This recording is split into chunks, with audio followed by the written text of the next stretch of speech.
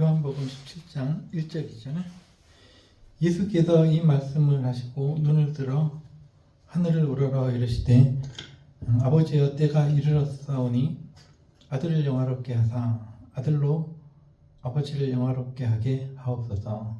아버지께서 아들에게 주신 모든 사람에게 영생을 주시려고 만민을 다스리는 권세를 아들에게 주셨습니다.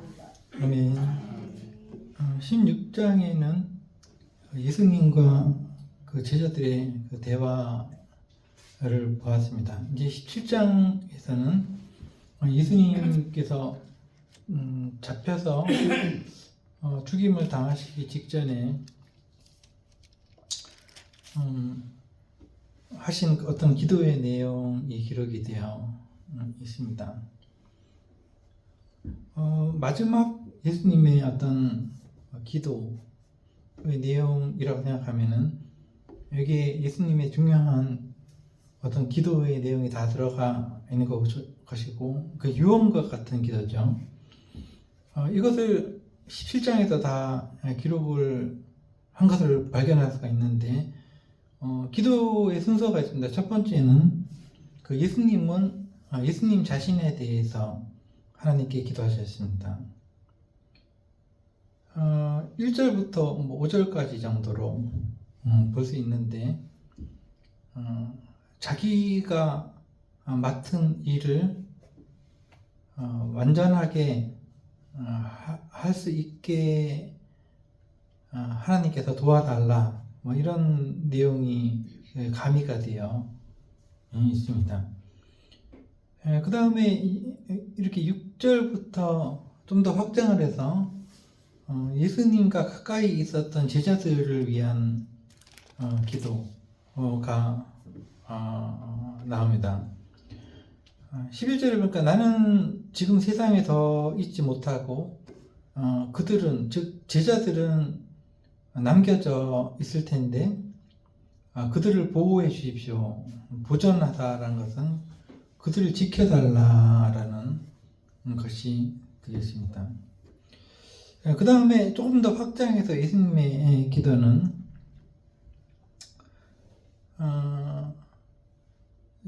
앞으로 나타나게 될 아직은 세상에 태어나지 않았지만 앞으로 태어날 사람들 중에서 그 예수님의 사람들을 위한 기도가 들어가 있습니다. 그렇게 해서 순서대로 그렇게 그 기도를 하신 겁니다. 그러면은 좀 더 자세하게 들여다보겠습니다. 1절 예수께서 제자들과 함께 대화를 나누시고 눈을 들어서 하늘을 우러라. 이건 하나의 기도의 어떤 자세입니다. 유대인들의 기도의 자세이고 하늘에 하나님이 계시다는 것이라기보다는 하나님을 우러러 본다라는 의미가 있습니다. 하나님과의 대화의 자세죠. 아버지여 때가 이르렀사오니 사람도 다 때가 있지 않습니까? 예수님도 때가 있고 예수님도 태어날 때가 있고 또 사역을 완수할 때가 있으셨습니다. 모든 것이 다 때가 있기 마련인데 그 때가 되었다라는 것입니다. 어떤 때냐 하면은 예수님께서 그 잡혀서 죽으시는 그 과정의 때가 이제 이르렀다라는 것은 그 세상적으로 보면은 한 사람이 억울하게 죽는다라는 어떤 부정적인 모습이 되겠지만 하나님의 입장에서 보면 하나님께서 자기가 선택한 사람들을 얼마나 많이 사랑하시냐를 알려줄 만한 그런 것을 그런 알려줄 만한 것이 나타난 어떤 그것의 때가 이른 것입니다. 그래서 예수님께서는 하나님과 동역하신 겁니다. 우리가 함께 이 때를 계획했고 이 때가 지금 이르렀다라는 것이죠. 지금 이때다라는 것이죠. 정확하게 그 때를 잘 맞추는 게 중요하죠. 사람도요. 그래서 예수님께서는 틀림없이 이렇게 세상적으로 보면 억울하게 죽으셨는데도 아들을 영화롭게 하사 이런 말입니다. 영화롭다. 그 죽음이 세상적으로 보면 아주 고독하고 굉장히 그 두려울 수밖에 없는 죽음이었는데 예수님의 입장에서 보면 하나님과 예수님의 입장에서 보면 영화로운 죽음이었다. 아들을 영화롭게 하다. 그건 영화라는 것은 빛나고 화려하다는 거예요. 화려한. 근데 어떤 사람이 죽으면은 그것이 뭐 영광스럽고 화려하고 하진 않지 않습니까? 슬픈 거죠. 근데 예수님의 이 죽음은 그렇게 슬픈 죽음이고 뭐 그런 부정적인 의미를 담고 있는 것이 아니라 이상하게도 정반대로 그 죽음은 그분의 죽음은 영광스럽고 화려한 어떤 의미를 가지고 있었다는 아들을 영화롭게 하다라는 것, 아들을 십자가에 죽게 하는 과정을 하나님께서 꾸미신 겁니다. 그 다음에 그렇게 해서 아들이 이 세상 사람들 위해서 그 그리스도인들 위해서 빛나는 분으로 이렇게 알려졌지 않습니까? 빛나는 분으로 화려하게 등장하신 예수님이 아들로 아버지를 영화롭게 하게 하소서. 이 말은 그렇게 하시면은 아들인 자기 자신이 하나님께 영광을 돌리겠다는 것. 이 모든 일은 예수님이 혼자서 꾸미신 일이 아니라 하나님과 함께 꾸미신 일이다. 그래서 하나님께도 빛나고 화려한 어떤 그 영광을 돌리게 되는 것이죠. 그래서 이 죽음은 슬프고 두려운 죽음이 아니라 영광스럽고 화려한 죽음이었다. 그렇게 되게 해달라는 거죠. 이 가정이요. 사람들이 예수님을 죽였지만 예수님 스스로 이 죽음은 선택하신 것이고 이것은 하나님과 함께 계획하시고 획책하신 거다라고 볼 수가 있습니다. 이 글에 따르면 2절 그런데 도대체 사람들에게 박수를 받으시고 사람들에게 빛나고 화려하게 등장하시는 예수님 하나님과 예수님이 그만한 우리에게 가치가 있느냐, 어떤 가치가 있느냐, 그분들이 우리에게 해준 게 뭐냐 이렇게 질문했을 때 그렇잖아요, 그죠? 뭐 해준 게 있어야지 박수를 쳐드리고 뭐 그 영광스러운 분으로 우리 앞에 등극하지 않습니까? 등극을 할 건데 하다못해 뭐 우리 대통령이 우리인데 뭐라도 주고 경제라도 안정되게 하고 그리고 뭐 좀 이제 국민들에게 잘해야지 대통령에게 박수를 치는 거 아니겠습니까? 잘한다 하고 우리가 그렇게 해주는 거죠. 근데 도대체 뭘까요? 하나님께서 우리에게 박수를 받으실 만한 또 예수님의 죽음이 우리에게 어떤 혜택을 주길래 그 죽음이 영광스럽고 화려한 것일까요? 그것은 바로 2절에 나오는 그 영생이란 말에 집중되어 있습니다.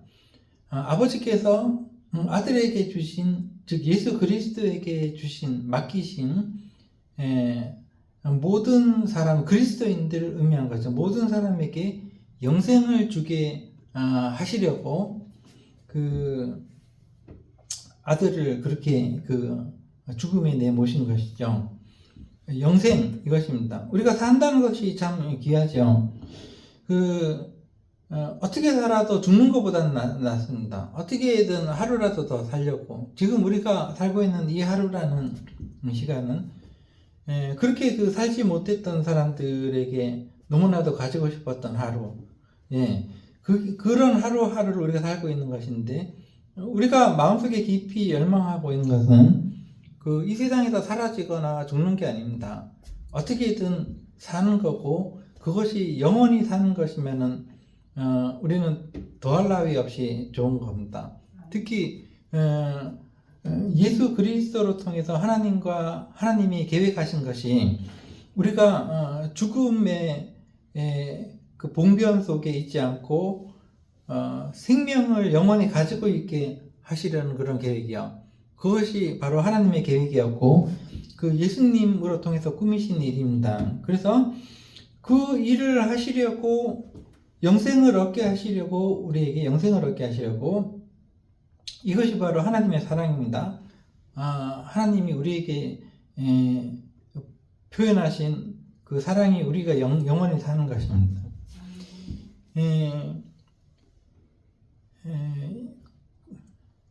영생을 주게 하시려고 하나님의 말씀 그러잖아요. 우리가 하나님의 말씀이 도대체 뭔가? 그게 뭐겠습니까? 하나님께서 우리에게 주시는 말씀은 근본적으로 그 영생일 수도 있지만은 하나님이 예수님으로 통해서 전하게 하신 거는 좀 더 근본적으로 얘기하자면은 하나님께서 나 같은 사람도 사랑하신다는 겁니다. 모든 사람에게 동일한 그리스도인들은 나 같은 사람도 하나님께서 너무나 사랑하셔가지고 자기 자신이나 자기 자식을 내어줄 만큼 깊이 사랑하신다는 것이 전해진 말씀입니다. 그 핵심이 그거거든요. 그래서 하나님께서 예수 그리스도와 함께 우리에게 주신 계명이요, 마음을 다해서 또 정성을 다해서 하나님을 사랑하라, 이것이 첫째 되는 계명인데 이 말이 우리에게 무거운 짐만 지우시는 거겠습니까? 그게 아니고 그보다 먼저 성경은 너희가 먼저 하나님을 사랑한 것이 아니라 하나님께서 먼저 너희를 사랑하셨다, 이렇게 기록이 되어 있거든요. 이렇게 하는 게 정석이거든요. 그래서 우리가 하나님을 사랑하라는 것은 계명을 받았지만 사실은 하나님께서 먼저 자기의 모든 것을 다해서 우리를 사랑하셨다라는 것, 그게 선행이 됩니다. 하나님께서 마음과 정성과 뜻과 모든 것을 다해서 우리를 사랑하셨다. 그렇기 때문에 너희는 하나님을 응답하는, 거기에 대한 응답으로 사랑하는 것이 마땅하다는 것이 계명이지, 하나님은 우리를 안 사랑하시고 우리에게 뭐 영생도 안 주시고 하시는데 우리에게 그냥 무거운 짐만 지시고 하나님은 무조건 사랑해, 이건 아니지 않습니까? 오는 게 있고 가는 게 있는 건데. 그래서 여기 보니까 하나님께서는 하나님의 말씀을 선지자들과 예수 그리스도로 통해서 주셨는데 그 말씀의 핵심은 바로 그겁니다. 하나님께서 나 같은 사람도 깊이 사랑하신다는, 그게 복음의 핵심이고 하나님의 말씀의 전부입니다. 사실은요, 그게 핵심이거든요. 그래서 그렇게 하시려고 우리를 그렇게 사랑하셨기 때문에 죽음에 머무르지 않고 영원히 살게 하시기를 원하셨고, 그러니까 사랑하니까 죽기를 바라지 않잖아요. 사랑하는 사람이 죽기를 바라는 사람이 어디 있어요? 그러니까 하나님께서 우리를 영원히 살게 하시기를 원하셨고, 그래서 어떤 일을 꾸미셨는데 그게 바로 그리스도 예수와 함께 꾸미신 일인데, 만민을 다스리는 건데, 즉 사람이 죽고 사는 어떤 그런 일들을 아들의 손에 맡기셨다는 것이죠. 그래서 아들이 십자가를 지시고 죽음으로 통해서 그 하나님의 자녀들이 두려움 없이, 죄책에 대한 두려움, 심판의 두려움 없이 하나님을 사랑할 수 있게 되었다, 하나님의 사랑에 응답할 수 있게 되었다라는 어떤 그런 과정들을 이렇게 말씀하고 계시는 것입니다. 3절에 보니까 그 영생이란 뭐냐, 영원히 사는 것은 뭐냐, 하나님과 예수 그리스도를 아는 것이 영생이다 하는데, 이건 조금 풀이할 필요가 있습니다. 이렇게 해석을 하면 됩니다. 영생, 즉 영원히 사는 삶은 하나님과 예수 그리스도를 아는 데서부터 시작한다, 이렇게 해석하면 됩니다. 하나님과 예수 그리스도를 어떻게 알아요? 뭐를 안다는 겁니까? 하나님의 뭐를 알고 예수님의 뭐를 안다는 것이죠. 바로 하나님이 나를 어찌나 사랑하신지를 안다는 것입니다. 거기서부터 영생이 시작이 된다는 거죠. 그래서 우리가 기독교인이라고 하면서 늘 불만 같은 거에 휩싸여서 열등감, 불만, 죄책감 이런 데에 휩싸여 있다면은 아직 하나님과 예수 그리스도를 모르는 겁니다. 다시 말해서 복음이 없다는 겁니다. 그런 사람들이요. 그러나 상황이 어떻게 되든 간에 거룩하신 유일하신 이 세상의 창조자신 하나님 아버지께서 나 같은 사람도 포기하지 않고 깊이 사랑하셨다는 것을 깨달았을 때 비로소 거기서부터 영생은 얻어지는 것입니다. 영생이 시작되는 것이죠. 그 과정을 예수님께서는 말씀하고 계신 것입니다. 자, 오늘 저녁에 우리가 이 말씀들을 읽으면서 예수님께서 그렇게 원하셨던 것은 무엇인가? 하나님의 사랑을 우리가 알게 하기를 원하시고 늘 복음이 그것입니다. 우리가 하나님이 어찌나 너를 사랑하신지 그거를 항상 알게 하시기를 원하신 겁니다.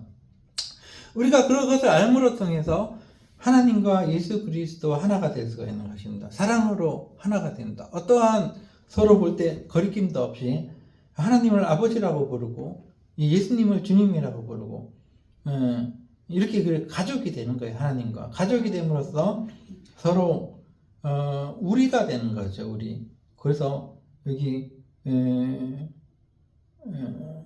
예수 그리스도와 하나님께서는 우리에게 빛나는 분으로 나타나셔서 빛나고 화려하게 나타나셔서 사랑을 전하시고 우리는 예수님께 들은 말씀을 지켜야 됩니다. 6절에 보니까 그들은 우리를 얘기한 건데 그들은 말씀을 지켰다라는 거예요. 즉 하나님께서 너희를 사랑하신다는 그 말을 믿고 듣고 알고 지켰다는 믿고 지켰다는 거냐. 즉 그 하나님께서 나를 사랑하신다는 그 말씀을 벗어나지 않고 그 사랑을 깊게 간직하고 의심하지 않았다라는 어떤 거죠. 그렇게 되게 해달라는 예수님의 마지막 기도가 되겠습니다. 복음은 무엇인가? 예수님의 말씀은 무엇인가? 그 말씀의 핵심은 하나님께서 나를 얼마나 사랑하시는지, 너무나도 많이 그게 그 하나님이시라. 하나님은 사랑이시라 그러지 않습니까? 이 하나님의 말씀은 사랑입니다. 그것을 우리가 기억하면서 각자 자기의 하루하루를 감사와 또 기쁨으로 보낼 수 있게 되기를 기도하겠습니다. 기도하겠습니다. 하나님